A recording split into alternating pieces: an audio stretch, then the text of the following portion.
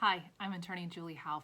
Today I want to take a few minutes and talk about how our background checks and investigations might be different in a BI case when our injured plaintiff is a minor. So there's a few things we're not going to be able to do that we would normally do. They wouldn't have the normal things that we would come up with on a background check. We don't have a work history. They most likely don't have a Facebook account depending on their age, so a social media check isn't going to help. And we're most likely not going to send out surveillance on someone that's a minor, especially anyone under the age of 15. So what would we look for instead? Well, we want to make sure that we do a canvass of ERs and send subpoenas out to hospitals with emergency rooms within a certain distance of their house. Same for walk-in clinics. We might be getting records for the car accident itself, assuming that's how they were injured, but we also want to make sure we go back and get their pediatrician records.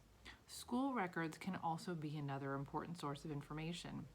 Not only will you be able to tell any absences that they've had during the time since the accident, you'll also be able to see the medical forms that the parents would have submitted to get the kids into school each year or when they started at a new school.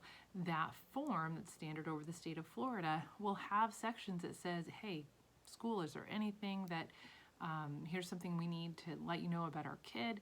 They have this restriction, they have this limitation. Here's what you need to know about them to give them a safe school environment.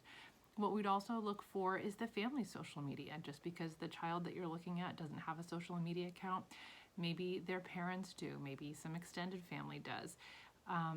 When you're in the discovery process, ask the parents for any pictures, videos of the kids since the accident. If you're like me, your phone is filled with tons of pictures of your kids and videos of your kids, some that they took themselves. So get those in discovery, ask for those. That might be another good way to help.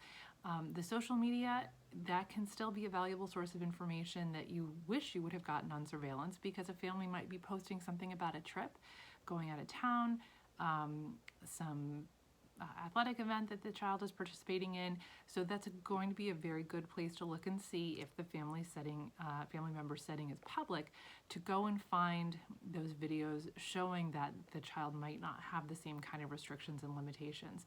So there's still ways to do your homework. We may not have our tools that we normally use, but there's still a lot of great stuff we can find out to make sure that as we're evaluating a case where a minor has been injured and is claiming injuries and damages from an accident, there's still a lot of things we can do to make sure that the injuries did in fact happen. Thanks. Have a great day.